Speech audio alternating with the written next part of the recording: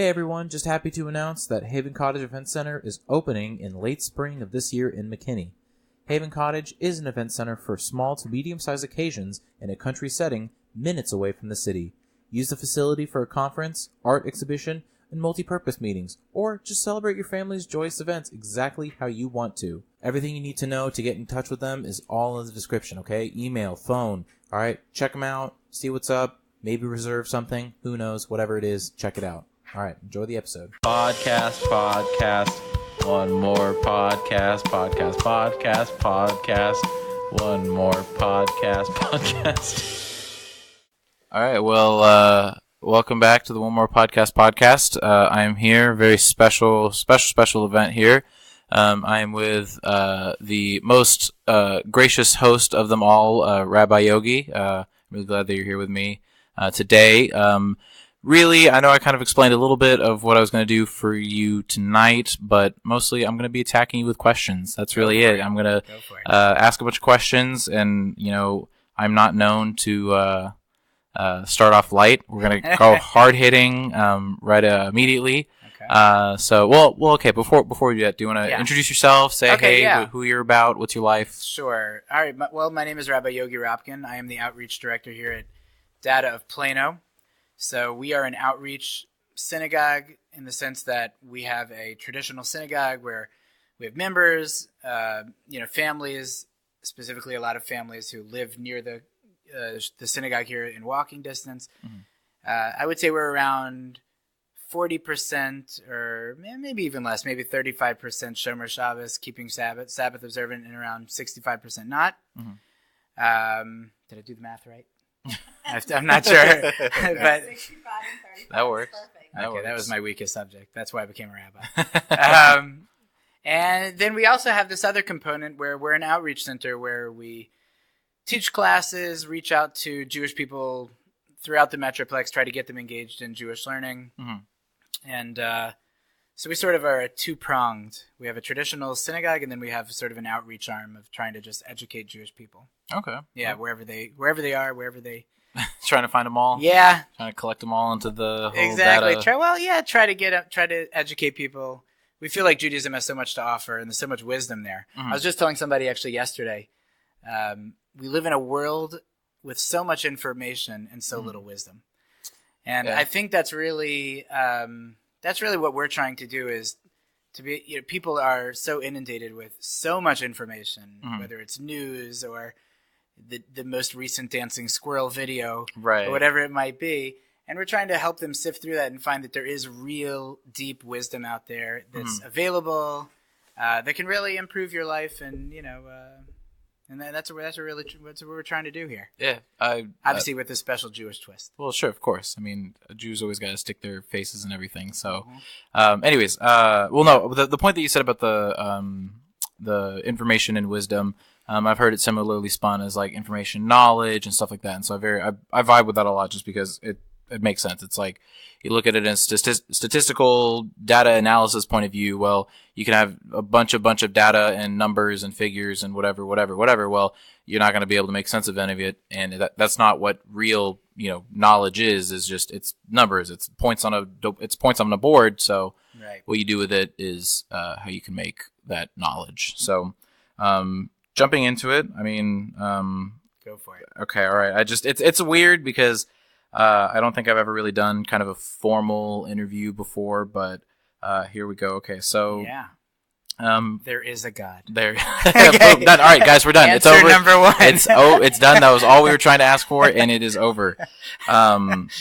So how the extensiveness of Judaism and definitely the rules and the stipulations and the extended reading and the extended learning. If you want to close the door, it's fine. So. Obviously, rabbis are kind of a source for information and source for knowledge and wisdom, as we were saying, and trying almost in a form of enlightenment. So you have a lot of people coming to you, right? There's, you have kids, young kids, teenagers, adults. They're all, hey, Rabbi Yogi, can I talk your ear off for a second? So Out of kind of your time, how long have you been doing this so far, or at least the data? I'm a young rabbi. Okay. So although it's pretty crazy now that I'm considered part of the senior staff here. Oh, really? Since I've been at data for since 2006. So this will be my 11th year. Okay, so you've been doing it for a while. So yeah, so 37 years old. Got my smicha, my rabbinic ordination from data. Probably when I was close to 28 or 29, I believe. Okay. But they called me rabbi from the moment I moved here. That was just like right because of yeshiva training. Mm-hmm. Although I didn't technically have the sheet of paper. Sure, of course. But I've been teaching since the time I got here, and really even before that. I have a little bit of a unique backstory. Go for it. I know you do movie reviews, so we'll talk about an origin story. Okay, all right.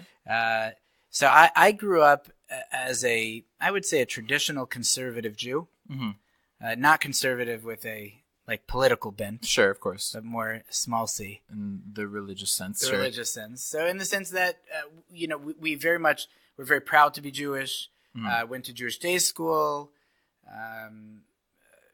we did Shabbat dinners and all that, but and definitely, I remember even my father, he was almost like the backup rabbi to the rabbi. If he wasn't around, oftentimes my dad would give the sermon, or he would, read from the Torah sometimes and lead the prayers and things like that. So very, very committed home. We kept kosher at home. But it was definitely not a halachically observant home. We did not keep kosher out of the house. We didn't eat meat out of the house. So we didn't really have it good. Sure.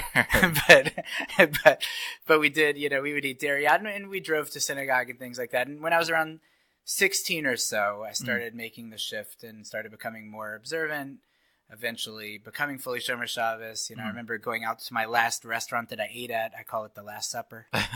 That's when I went to my favorite restaurant, the Mad Italian. Yeah. Great place. If you're not Jewish, check it out. Okay. And that's in Atlanta. Great Italian place. Got my last spaghetti primavera. And sounds awesome. Yeah, it really was very wonderful. But and so I started that journey, and I actually spent a good year and a half. I'm not your regular. I don't know. I feel like everybody feels like they're not regular. Okay. Yeah. Certainly not your regular person. Shared feeling, of course. I mean, I don't have a podcast. Well, I mean, hey, that's not regular. You're not regular either. So, but and I spent a year and a half. I remember after my first Shabbat experience, I stayed at a rabbi's house. Looked very similar to Santa Claus, at least what I would imagine. Long beard, big belly. Sure. Yeah. Lots of children. Yeah, okay. I don't know if Santa had children, but I mean, reindeer. hey, they never spoke about it, but it's possible. Well, it gets cold in Antarctica. You got to huddle. True, very true. Lots of children maybe helps with the heat. So, and it was a great experience. It was a very spiritual experience. It was definitely unlike any Shabbos experience I'd ever had before. And I remember leaving that 25-hour period of time saying, there is no better life, I'm convinced, than to live the life of an observant Jew. But I don't believe it. Okay.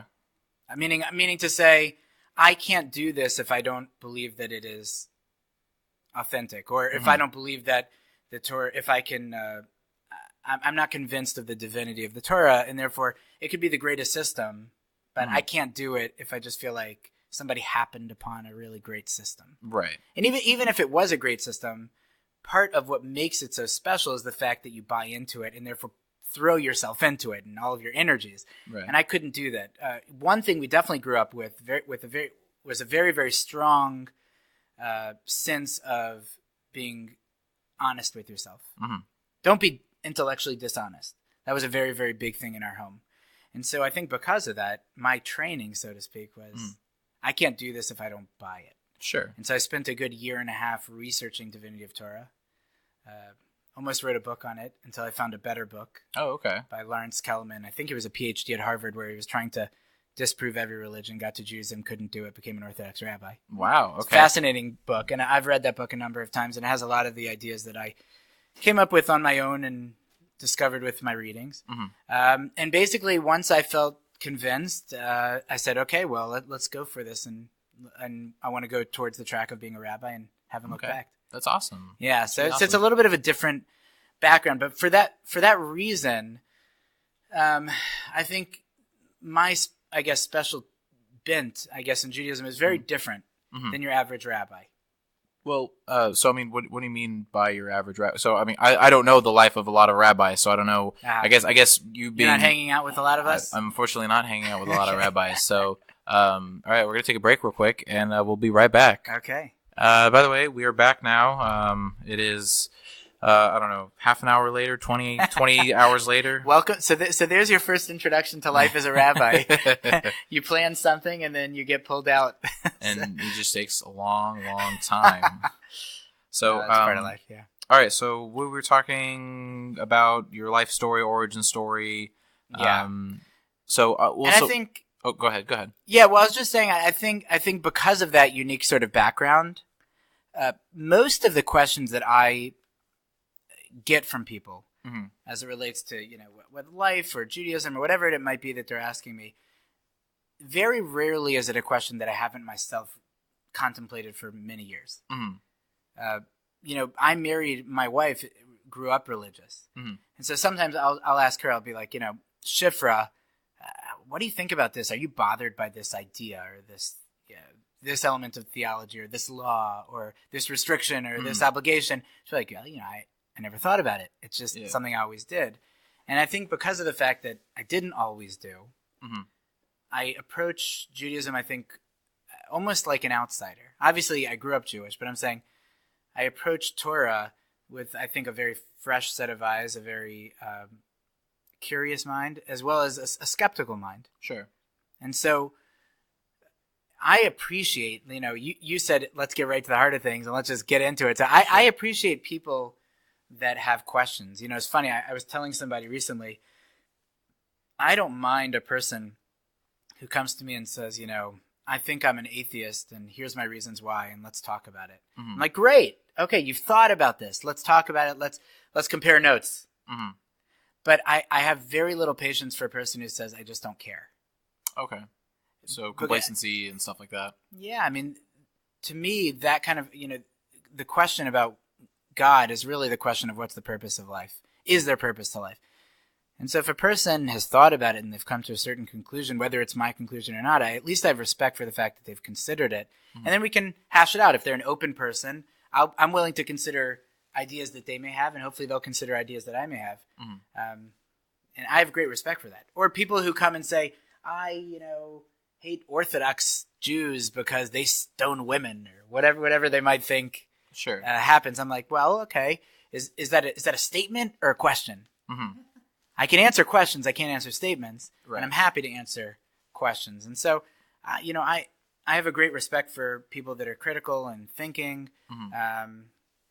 And I think because of my unique background, I have a lot to say, I feel like, on a lot of these topics. Okay. Well, so you mentioned that, you'll and in this theoretical example, like an atheist comes up to you and says a thing or asks a question or whatever. So I'm just curious, do you generally find that it's mostly like people who are agnostic and people who are atheists come to you more, or in terms of your outside the Jewish faith interactions and stuff like that? Do you have a lot of Christians coming up to you? Do you have a lot of people who practice Islam come up to you? Like, what's that outside ratio? Well, the answer is yes. Oh, okay. So you think it's everybody, but the atheists, I would say, are much more Jewish. Okay. So like in terms of coming up to you, and that's by the way, just statistically, they've studied this, that the greatest percentage of atheists are Ashkenazi Jews, specifically Ashkenazi, not Sephardic, male between the ages of 25 and 40, or Chinese males, same age. Okay. Now, I have my whole theory on why that is the case, but I think that Jews in general, I read atheist literature, the new atheists, whether it's Christopher Hitchens or Richard Dawkins or Sam Harris. Sam Harris is Jewish, of course, but to me, there is a lot of there's a lot to say about why Judaism, why Jewish people in general have more atheistic tendencies than other people's. So I get tons of questions from young Jews that think they're atheists or agnostic. So absolutely. Okay. Can the crowd? Go ahead. The crowd can say. But by the way, I will tell you, whenever I'm in an audience, and I'm preaching, and I get a lot of amens, and everyone's all excited, I'm like, there's not a Jew in this crowd. But no, and that's and for whatever reason, I mean, it's a much longer discussion, but faith in Jews, it's an interesting mix, and it's interesting because we are the people of the book, and yet we have the biggest issues with the book.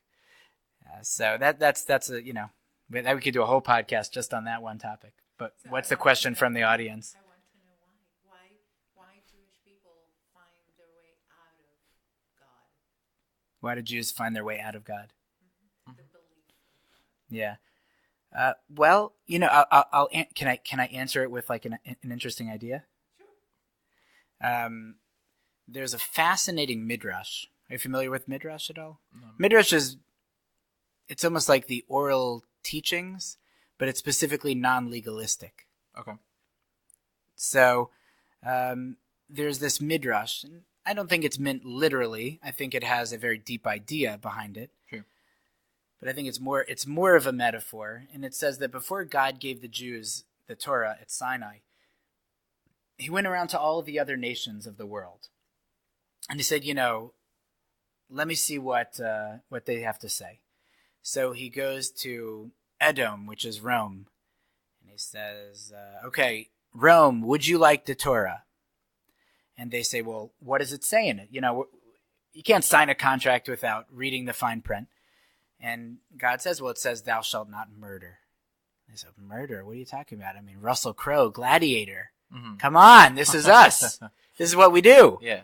We can't accept this. And he moves on to another nation, and he tells that nation, he says, will you accept my Torah? And they say, well, what's in it? He says, don't commit adultery. And they say, but what do you mean? I mean, that's our way of life. That's our bread and butter. Yeah. He goes to the Jews and he says, would you take the Torah?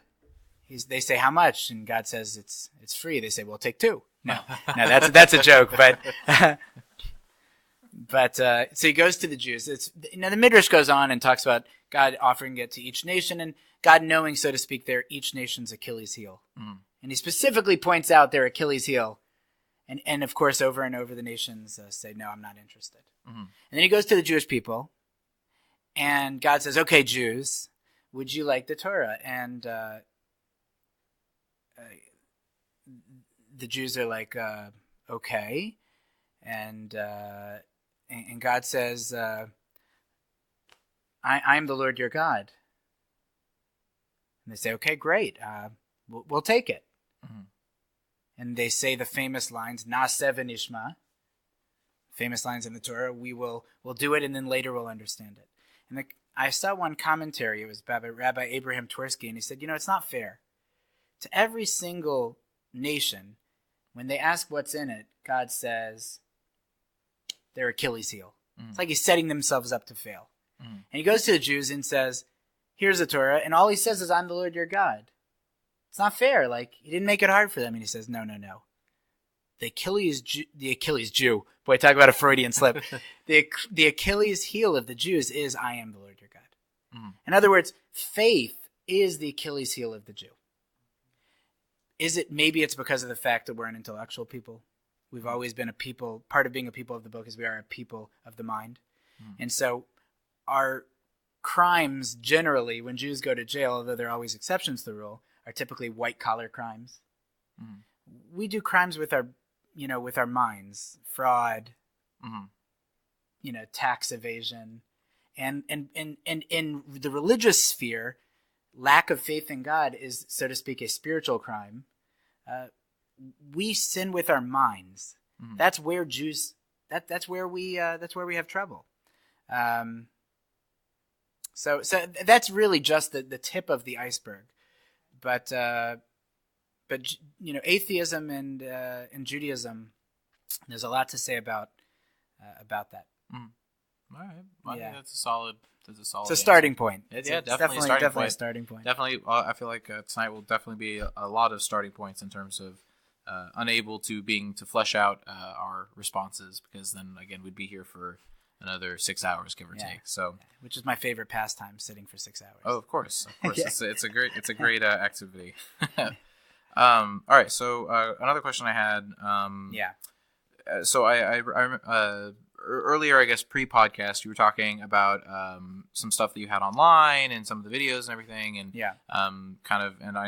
we mentioned there's the data Facebook group or whatever it is. So I guess this is a little off the bent here, but in terms of kind of today's day and age being super in depth with technology, and you've got all these smartphones and the internet speeds are super fast and all that kind of stuff. So have you guys taken it upon yourself to either you specifically or within the rabbis here to like modernize the synagogue and kind of keep up with the trends of today? Right.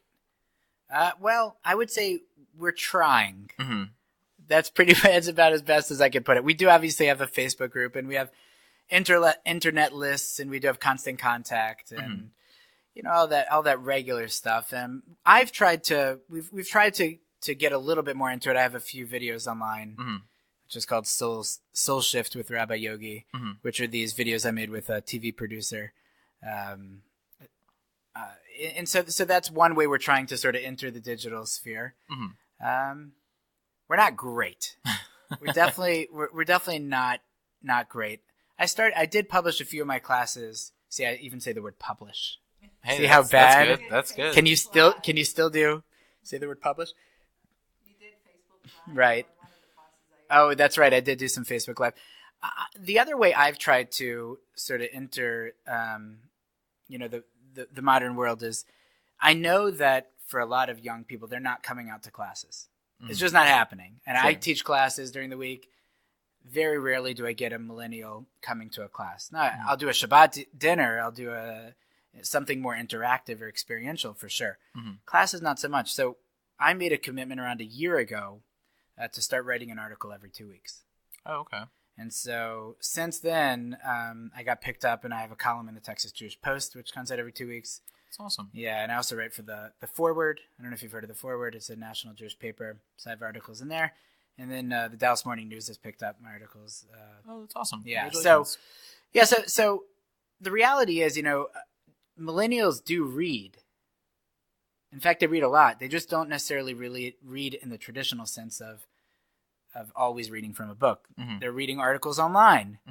They're reading off of websites. That's still reading. Sure. And so I'll try to publish, my articles and post them on my Facebook page and things like that. So. Sure. Okay. So you definitely say if I made the statement when you first became a rabbi till now, there's a decline in the youth participation in organization through the synagogue here, or has it always been low, or? Well, I would say it really depends. The families that are really committed, if you grew up, let's just say in an Orthodox home where you're keeping Shabbos and you're going to Jewish day schools or yeshivas, there's no decline there because their life is revolving to a large degree around their Judaism. I do think that if you're not in that particular niche, there has been, not just amongst millennials, but I think in general, there's been a decline in terms of class participation. Okay. And maybe that's because of the fact, like we said earlier, that there is so much information available, and that people feel like, why do I have to drive out to a class? I can just go ask Rabbi Google. Or I can, if I want to listen to a Torah class, I can just go to Torah Anytime or H.com or any of the number of great, Jewish websites. But I also think the fact that to a large degree, people's interest in philosophy or thinking about meaning of life, I feel like it's changed a lot. I feel like it's changed a lot, really, in the last 30 years. In terms of just being more open, Certainly openness is a big part of it, but a lot of it has to do with current, the current thinking in academia. So anybody who goes to college, there was a professor, I can't remember his name. I feel like it might have been Daniel Kahneman. It's okay. We're all about fake news here on this. Oh, fake news. Okay, in that case, I think it was Daniel Kahneman. Who? No. Or was it? We'll have to check this out afterwards. Don't worry. Yeah, it's okay. That's what Haidt. Jonathan Haidt. Haidt. Okay. He said that for the average freshman coming into college, if you were to ask this question, is there absolute truth? 9 out of 10 will say no. Okay. 9 out of 10 college freshmen will say no. That you have your truth, I have my truth. Who are you to say that you're right and I'm wrong, or I'm right and you're wrong? And part of that is a certain level of the fact that we have become more and more and more of a tolerant society. Mm-hmm. But just like anything, it can be taken to an extreme, where we want to be tolerant and say, yes, you might have your belief, and therefore I'm not going to kill you for it. True. But that doesn't. See, you just said true. Okay, Yeah. very good. But that doesn't mean that I can't say that murder is, or abortion, or whatever it might be that we're talking about, whether we agree or disagree on the topic, that I'm going to argue strongly that this isn't just my truth. This is truth. Mm-hmm. There is a thing called absolute truth. Okay.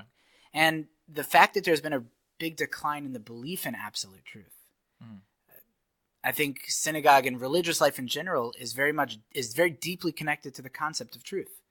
And if truth, so to speak, is on the decline, if the belief in truth as something which is stable and has a clear definition, if that's on the decline, then I think religious life in general is going to be on the decline. And I think we've seen that. We've seen that religious life has been on the decline. And I think they're very deeply connected. I think you've mentioned that a lot in some of your podcasts. There is the sense that we can't change anything, so we'll just sit on the sidelines and wait for the world to change, like whatever his name is, Mike Myers, or that singer said. What? Oh, John Mayer? John Mayer. Mike Myers is a comedian.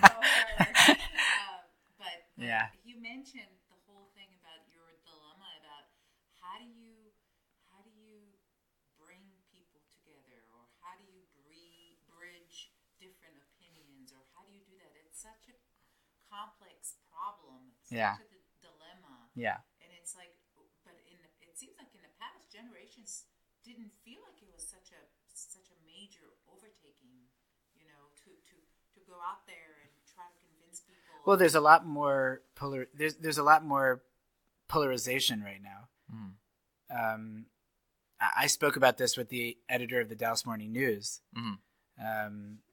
and talking about how one of the greatest challenges that news agencies face is the fact that people aren't interested in reading your general newspaper. They want to read the newspaper that fits with their agenda. So if they're conservative, they want to read or watch Fox, and if they're more liberal, they want to read or watch CNN.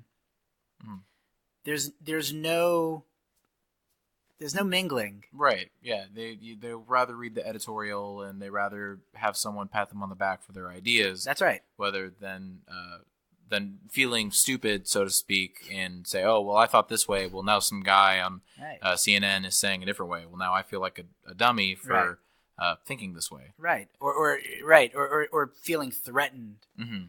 I wrote an article about this called Politics as Religion. That politics, to a large degree, has developed into like almost a religious kind of fervor.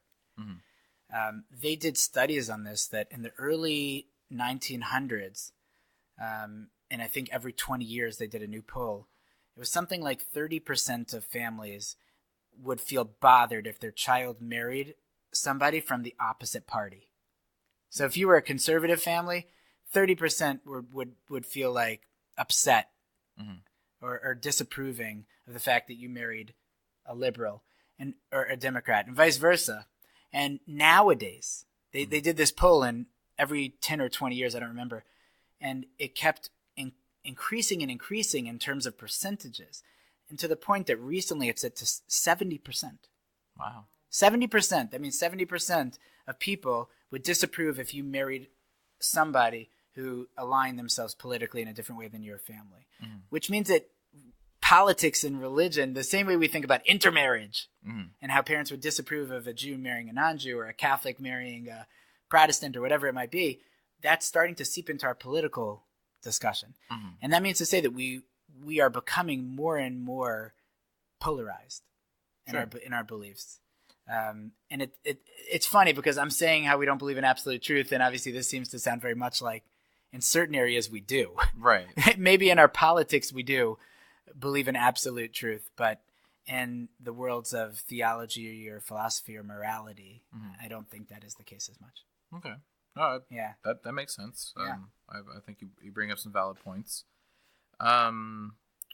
So I know we kind of glossed over it a little bit. I want to go back about I just wrote like any Jews that are here or that you've met or you've had relationships with or whatever it is. Do you know a lot of any of the Jews who, because, and this I guess aligns to kind of what you were saying is our Achilles heel, is just that have quit, that just said, you know what, this Judaism thing is, I'm not cut out for it. I'm not, that's not my thing. I had my bar mitzvah, I had my bat mitzvah, and then life continues on and they're just kind of left in the dust. And what do you do to either, or do you try and bring them back, or do you, or like, what's that process? How do you? Well, I think it's on both sides. I know a lot of people that have grown up observant and have left it. And I know a lot of people that didn't grow up like myself, halachically observant, who have come closer to it. You definitely have both directions flowing. Sure. So yeah, I mean, listen, obviously as a rabbi, I'm not going to try to take the people that didn't grow up observant and became observant and say, let's reconsider this. Obviously I believe in Judaism, and I believe in Judaism and Torah as truth. So certainly if there are people that grew up observant and that left it, I'd want to sit down and have a conversation with them and say, hey, no judgment here, but let's talk about this. Like, what were your motivations? What was it about Judaism that left you with a bad feeling in your mouth or didn't inspire you enough to want to stick with it? But what I'll tell you that I've found is that people, by and large, do not leave Judaism. And by the way, I don't think it's unique to Judaism. I think it's probably the same in all religions. Sure, of course. I don't think they're doing it for very deeply intellectual reasons. And by the way, I'll add, I don't think people that are becoming closer to Judaism are primarily doing it for deeply intellectual reasons. I think that most people have no idea how impacted they are by their emotional life and how deeply impacted they are by certain deep-seated needs that they have that are being fulfilled subconsciously or consciously. And because of that, they're either gravitating towards something which is feeding their needs or gravitating away from things that aren't feeding their needs. But the point is that oftentimes people, when they drift away or drift towards, imagine that it's a very, very logical process. I became more observant because like I just told you, I studied the divinity of Torah. Right. That would be my example, which is true, and yet it's also not true. As I've grown older and tried to really be honest with myself, I also realized that through the process of experiencing what a Shabbat table was like and seeing what an observant family looked like, I realized that there were a lot of boxes on my checklist that this was checking out: holiness, spirituality, a sense of harmony, a sense of very deep-seated morality, a sense that people really cared, a sense of community. Unbeknownst to me, all of these different boxes were being checked off.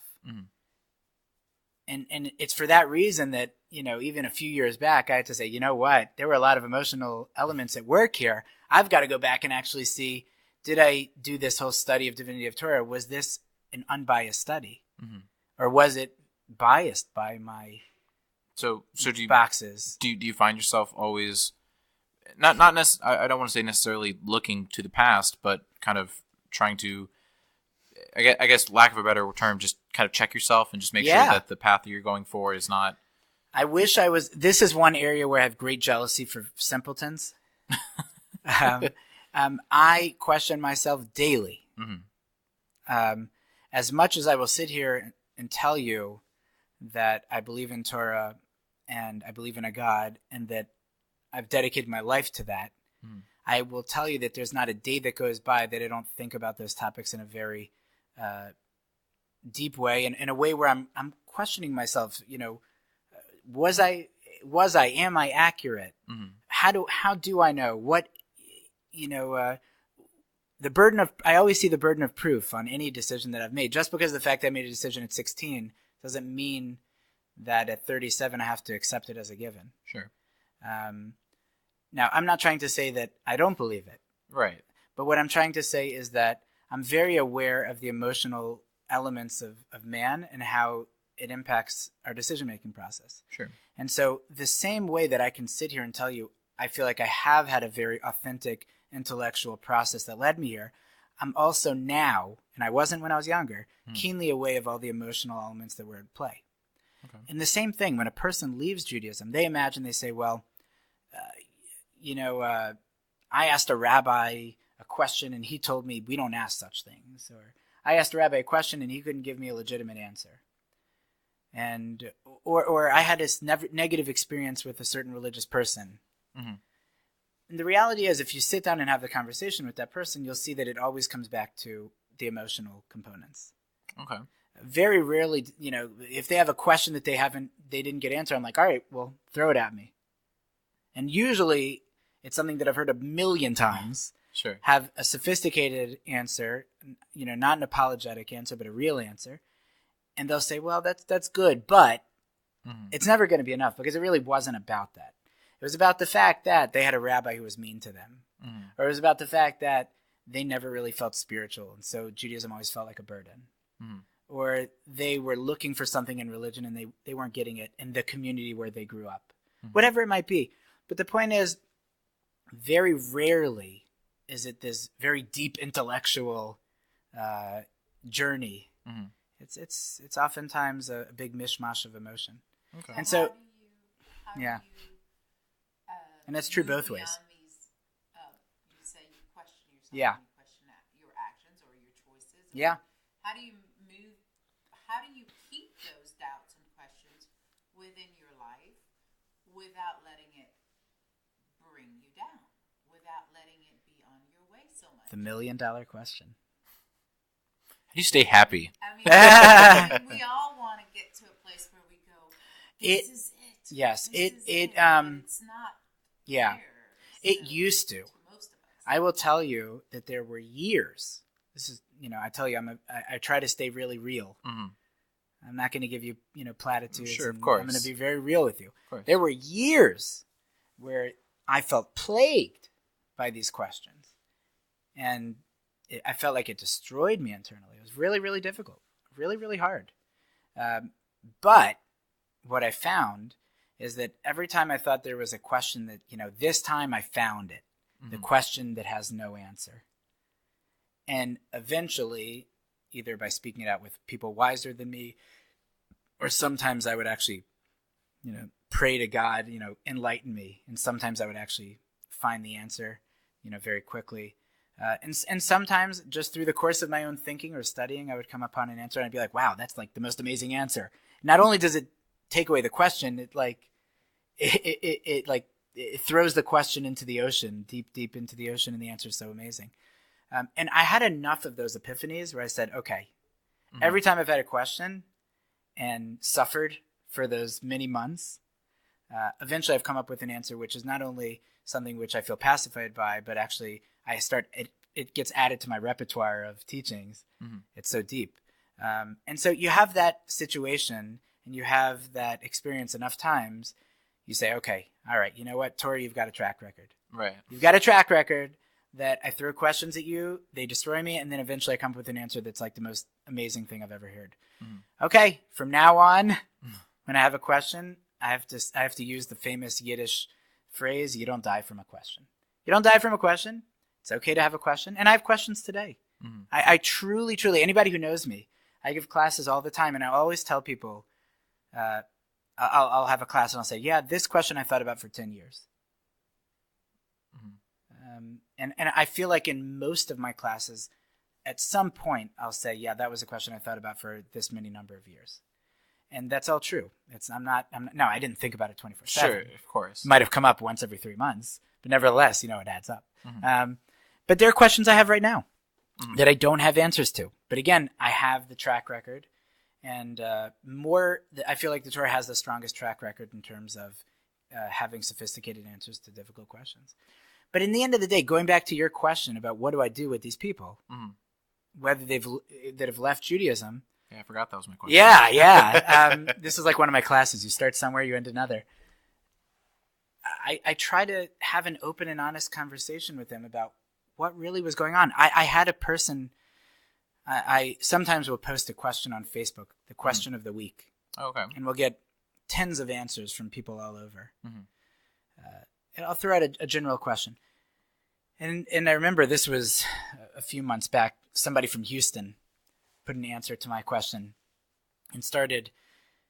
I don't even remember what the question was, and I don't even remember what he said. Mm-hmm. I just remember that he was very angry, and he said basically that Judaism is not true, and we have to just learn to live with that, and we'll be so much happier when we realize that Judaism isn't true. And he went on and on and on and on. Mm. And so I private messaged the person because he mentioned all these different questions he had that there were no answers to. And I texted him. I said, would you be open to discussing these questions? I don't know you from anything, but I'm happy to give you some time. Would you be interested? He said yes. We talked on the phone for like an hour and a half about all these different approaches and different things. Mm-hmm. And in the end of the day, I told him, listen, you didn't leave Judaism because of these questions. You left Judaism because you had all of these emotional issues that either were real or imagined, but you applied them to Judaism. Sure. And during the phone call, we discovered all these emotional issues and bad experiences he had with religious people and this and that. And I said, just understand, I'm not harping on you because you left Judaism. I'm harping on you because you're saying you left Judaism for logical reasons. Right. Don't tell me you left Judaism for logical reasons. Just be honest. You left Judaism because you got in a fight with a religious Jew, or you didn't like your rabbi, or you had some negative experience, or some need wasn't being filled. Okay, but let's be honest about our motivations. Mm-hmm. And I think, to a large degree, that's really what I'm trying to encourage people to do is, let's just be real. Let's be honest about our motivations. And if we're honest with our motivations, now we can put that out on the table, and we can move beyond that and say, okay, now that we've gotten past all the emotional stuff, can we examine this like we would anything else and say, yay or nay? Right. Look at color. Be colorblind about it. So, right. Not so easy. Very true. So I was curious as you went through kind of that process of admitting that you've had questions and you had doubt, and you've lived with that.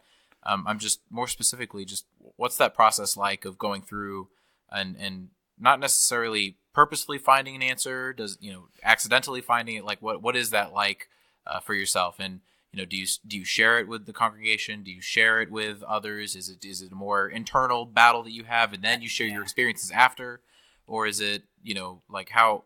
I guess really just what is that process like? Right. I only share it with people that I trust, like everyone listening to this podcast. Oh, sure, of course. There's some good people listening to this podcast.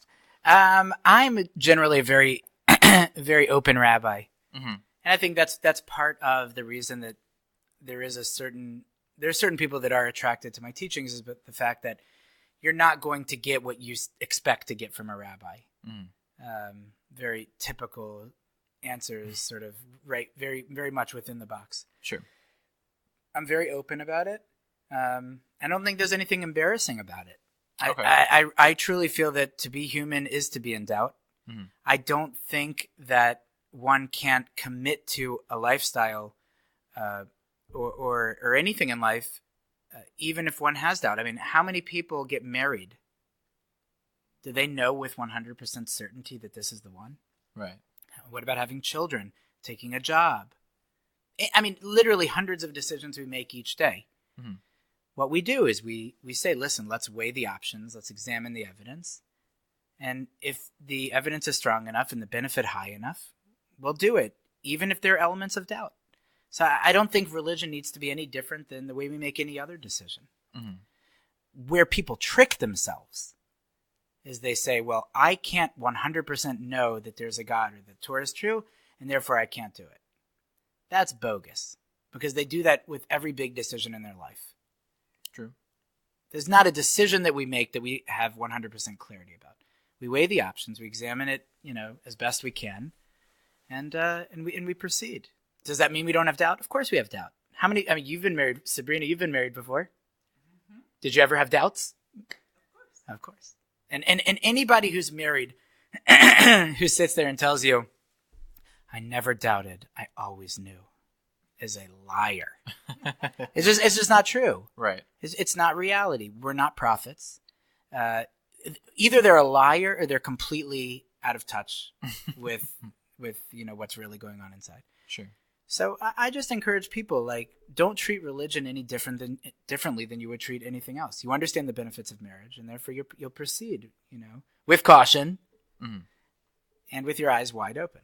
And religion shouldn't be any different. Okay. I like that. I mean, you've been giving me some really. I like these answers. I like what I mean. Well, this is truth. This isn't.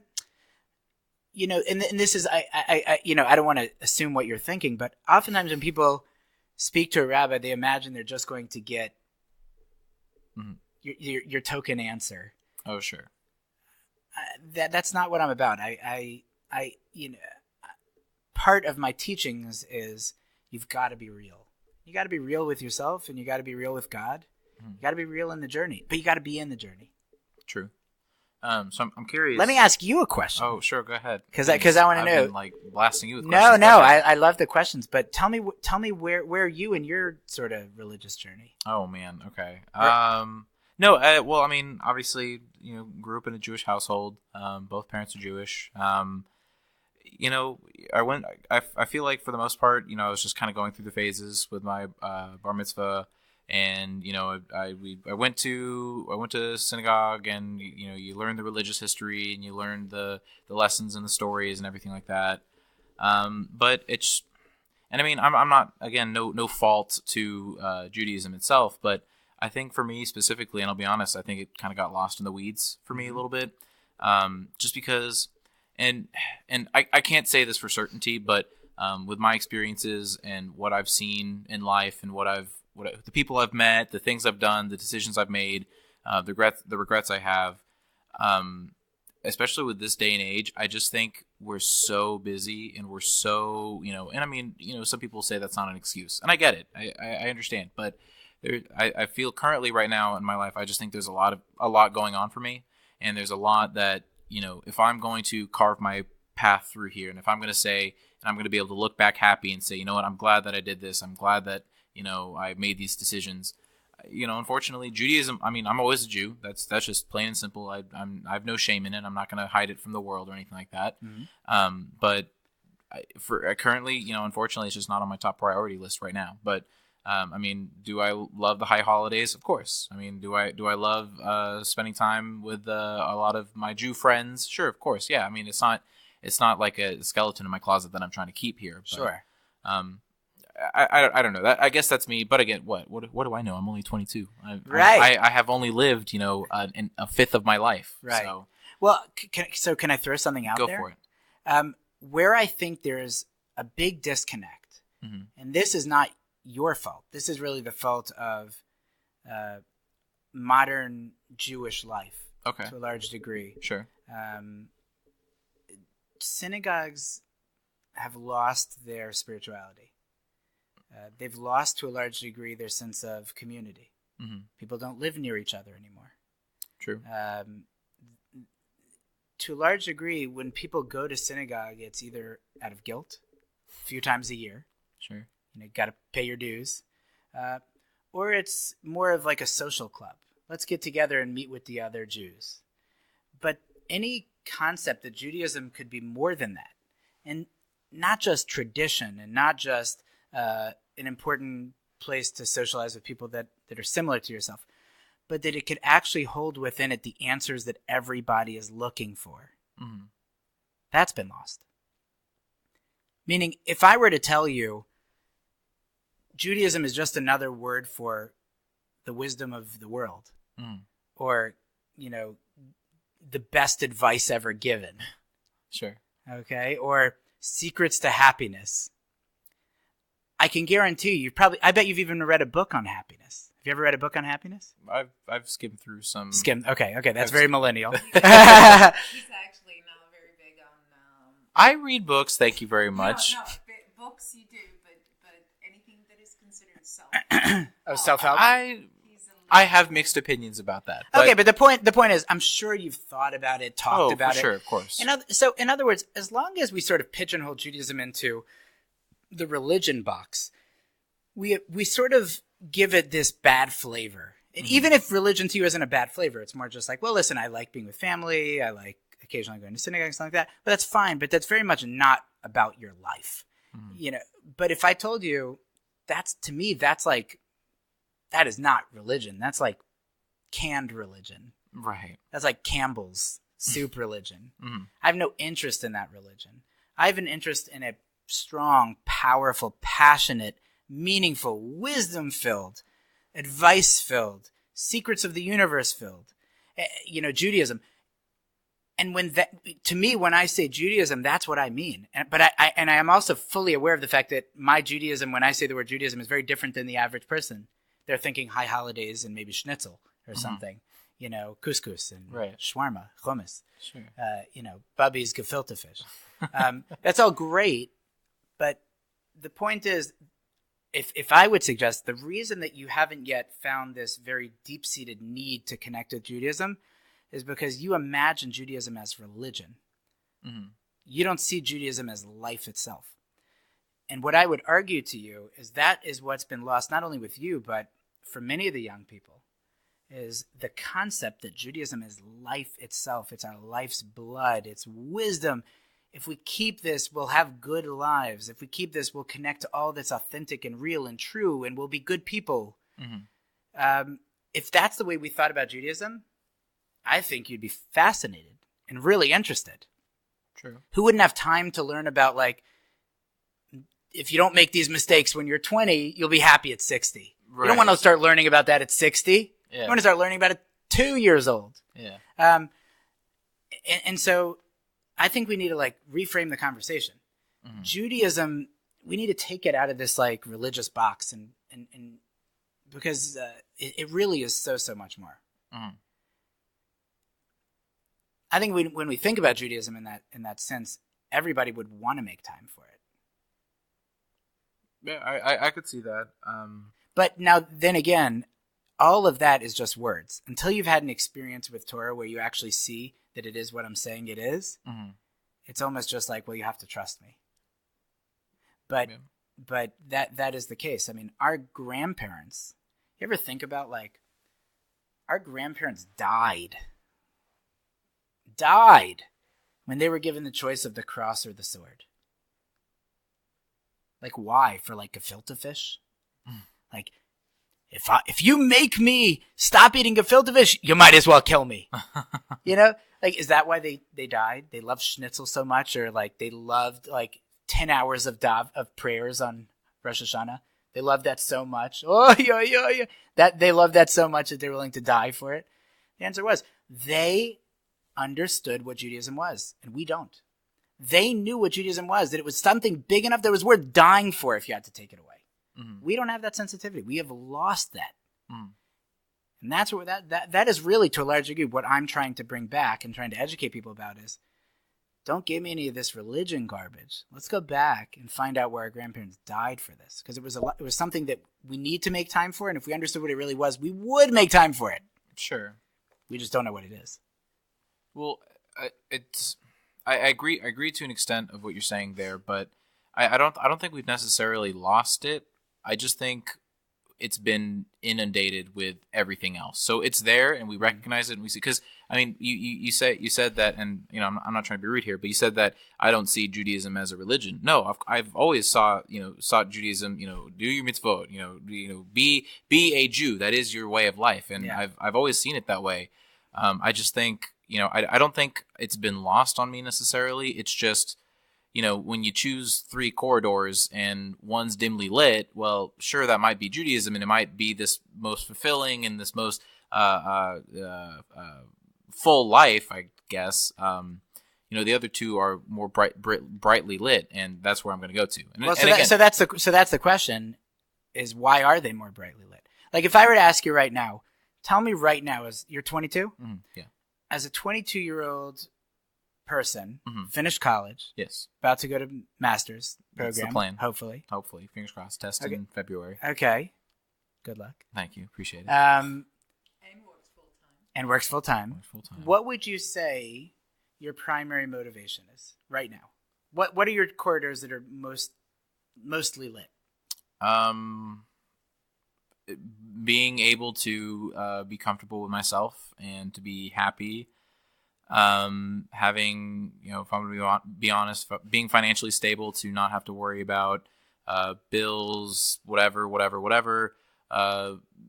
being also financially stable to support a family, Sure. to have that in the long run. Just being more open-minded, really. But, I feel like the path that I guess I've rationalized it in my head that the path that I'm going on, I can check, 4 out of the 5 boxes with the way that I'm going now. Does that make sense? Kind of what I'm saying? Sort of. I mean, one of your boxes was to know yourself and be happy. True. Yeah. So, I think that's very much this. But the other thing is, I can appreciate how a person wants to be financially successful, but I want to play like the long game. I'm not really interested in the short game. Mm-hmm. I think if you ask a person, I play with myself when I'm trying to figure out priorities. I play the deathbed game. Mm-hmm. You know the deathbed game? Look back on your life and what have you regret or something? Yeah, basically, which is ask a man on their deathbed, this or that. Mm-hmm. What's more important? And I can get so much wisdom from that because they at that point, they're just going to tell you the truth. They've got nothing to tell you except for the truth. Sure. Ask a person on their deathbed, should they have spent more time working,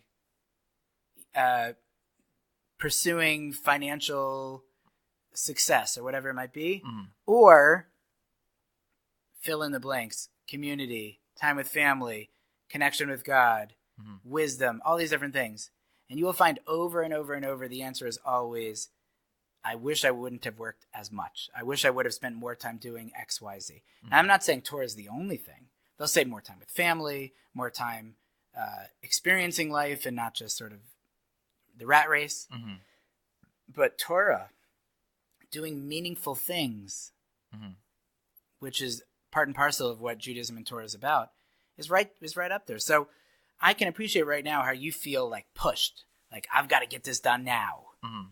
But the reality, it's as far as I understand his motivation, he's actually thinking about being spiritual or being doing other things full time. Yeah. He wants to get that work thing out of the way first. Guess what? He's not gonna Can I work for the rest of his can I life. tell He you wants to something? work only for 10 years. Right. Can I and tell you then the rest something? of his life. That's what everybody says. Now, by the way, you seem to be a deeper thinker than the average person, and you might actually do it. I see you're very special. I appreciate it. But I will tell you, that's what everybody says. Just, I hear this from people all the time. I'm not keeping Shabbat now, but when I get married Mm-hmm. or when I have children, then. And so we live in this sort of procrastination game. The reality is, if it's important now. If it's not important, it's not important then. Sure. No, So- I'm sorry, I didn't mean spiritual necessarily. No, I meant understand. In terms of He focus. wants to fill his life with meaning. Yeah. But he wants to get that work thing out of the way first. And I'm not sure if it's No. religion. I'm not sure if it's... I get that, but what I'm trying to say is that is what everybody says, because it is a very natural thing. It's like I want to be comfortable, I want to know that I'm secure, and Sure. then I'll start pursuing these things. If I could give you a million examples, but let's say right now, I'm going to give you a crazy example. All right, go for it. Okay, don't misconstrue this. And I'm not equating No, hey, anything to anything. I'm go ahead, do going it. to give you a wild It's example. okay. Sometimes you can learn from extremes. Imagine right now you are making money because you are an assassin. Okay. Sure. You've got the hoodie on. Okay. You look a little stealthy. Sure. You probably know a little jiu-jitsu. Jiu-jitsu. Yeah. Okay. Now, imagine I come to you and I'm a rabbi and I say, Yuval, it's not right to kill people. It's not right. You say, don't worry, Rabbi. I just want to be financially stable. Give me 10 years. I'll make a lot of money. And then I can be spiritual and I can learn about all this stuff and I'll be great. Just give me 10 years. Now, if I asked you, is that okay? No, it's probably not okay. It's not only probably not okay, it is not okay. And you know why? Sure. You tell me. Why is it not okay? Because that's not what being a Jew is about. You don't kill people as a Jew. Okay. So the point is, if it's important now. If you can't kill people, you can't kill people now. Sure. If you've got to study Torah, you got to study Torah now. If you've got to do mitzvahs, you got to do mitzvahs now. If you're not doing mitzvahs and saying, I'll do them in 10 years, It's the same thing as saying, let me just kill some people right now, make my money, and move on. And then I'll come back. Obviously, that's an extreme. I'm not comparing the two. Sure, of course. But that's essentially the same thing. If I asked you this question, this is a difficult question, what means more to you? To be rich or to be a good person? To be a good person. That's a great answer. Then I have a big question for you. Sure. Why is your room that's more, has more light in it? Right. That room, which we'll call being rich. Sure. Why is that more lit up than your other room called being a good person? I guess I have a perception that that's the first step before. You need money to be good? It's helpful, or at least that was my perception, was that it helps. I can tell you that some of the greatest people the world has ever seen, including Mother Teresa, Sure. including, I don't think Martin Luther King was a particularly wealthy individual. Sure. Gandhi, I think, was a lawyer. But, so many of the greatest people, some of the greatest rabbis, money is not, I'm not discounting the need for money. We need money. We need to be secure. In fact, the Torah has a prohibition about being poor. You're not allowed to knowingly make yourself poor because you might come to end up stealing. So there's nothing wrong with money. There's nothing wrong with wealth. God, quite the opposite.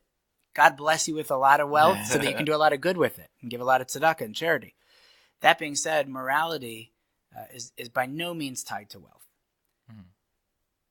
But the answer that I thought you were going to say is, well, I think I am a good person right now. Oh, okay. Well, shame on me. Right? I think I am a good person. And my question was going to be, how can you know? How can you know that you're a good person? By whose definition? And for me, I will tell you, one of the greatest motivations that I had as a 16-year-old to become more observant was I realized very early on that being good meant more to me than anything else, as it does to you. Mm-hmm. And then I understood the next natural step, which is, how do I know if I'm being good? How do I know? I mean, because society tells me I'm good. Mm. If I was living in Nazi Germany and killing Jews, I'd be good. If I was living in communist China under the one-child law, maybe it wouldn't be so bad if I killed my daughter, because I can only have one child. There needs to be a son who can work on the farm and carry on the family name. Maybe if I'm living in Viking times, going and taking over ships, or if I'm a pirate, or if I'm an Eskimo and sending the elderly down the river when they become a burden on the society, that's normal. I'm not bad. Mm-hmm. So if I'm going to base my goodness based on whatever society tells me, boy, is that that's rolling the dice. Who says that society has it right? Sure. Even our society in America. Yeah. How different are we, our society now, than 50 years ago? Very different. Definitely. Last couple of episodes, we talked about that. Yeah. I mean, our approach towards LGBT issues in America, our approach towards immigrants, towards tolerance for other religions, our approach towards a lot of things. And by the way, and also a lot of things that, we can argue are those good or bad, but modesty has changed a lot. It used to be, leave it to Beaver, and now it's Britney Spears. So it's a very... Society is always changing. So if we're going to define our goodness based on whatever society tells us is good, man, you're in for a long ride, because every 20, 30 years it changes. So I wanted to know, how do I know if I'm actually good? Guess what I needed? I needed something outside of society, something to a certain extent outside of this world, from my creator that could tell me definitively, truthfully, this is good and this is not good. And so if your room that really is brightly lit, and I see it actually is, which is to be good. Mm-hmm. If that's just as lit as your other room, which we'll call Scrooge McDuck, then Torah needs to be part of your MBA program. Sure. I mean, that makes sense. Yeah. That makes sense. But again, we go back to, why is it not? And I don't mean just for you, but for Jews in general, because they see Judaism as religion. Mm-hmm. They don't see it as the source of how to know that you're being good. They don't see it as reality, truth, wisdom, purpose, meaning, happiness. They see it as religion. Okay, religion I'll do when I have kids. Sure. Let's trash that Judaism. Let's bring back the real Judaism, the Judaism that our grandparents died for. Well, I think that is a wonderful place to stop. We've been chatting and chatting for a really long time. Yeah. I appreciate. We got to do this again. Yeah, for sure. Definitely appreciate you having me here and allowing me to plop my butt and talk to you. So My pleasure. yeah, of course. That's what shows are for, plopping butts. Yeah, of course, plopping butts and talking away. Tuchuses. So yeah, do you have any closing, Rabbi? Any closing remarks or anything you want to say to the people listening or anything like that? I think you're a great guy. Oh, thank you. I man. like you. I appreciate that. That's awesome. I will tell you this. As much as I'm giving you a hard time, I hope you don't feel like I'm giving you a hard time. No, not at all. I wish there were more people like yourself at your age at 22. The fact that you're asking questions, the fact that you're interviewing people, whether you are aware of it or not, is very. It's emblematic of the fact that you are journeying. Mm. You are trying through these podcasts, to discover life, truth, trying to discover yourself, trying to discover what you believe. And I think that's amazing. I think that is step number one. That really is step number one. Mm. I would just encourage you and all the other people that are listening just to take it upon themselves. Like, let's not become Netflix people. Let's actually get off our couches and make something real with our lives. Mm. Let's go on journeys. Let's ask big questions and not be afraid to hear big answers. I like that sentiment. That's really nice. So, I appreciate everyone sticking out this far. If you made it to the end, congratulations to you. You now have what it takes to come to High Holiday Services. There you go. Look at that. So anyways, yeah, thank you so much everyone for listening. Have a great day, night, afternoon, whenever you're listening to this. So till next time, peace out, everyone. And that is the end of the episode. I hope you guys enjoyed. Just letting you know again that this was sponsored by Haven Cottage Event Center, okay? This thing's coming out end of spring in 2018. That's this year, okay? Small, medium, whatever kind of event that you want, bring it here. They can style it, they can change it, they can get it right just for you, all right? Celebrate whatever you want, have any kind of business meeting, whatever it is, just literally your heart's desire. Remember, Haven Cottage Event Center. Everything you need to know is in the description down below, how to get in contact with them, okay? All right, cool. Peace out.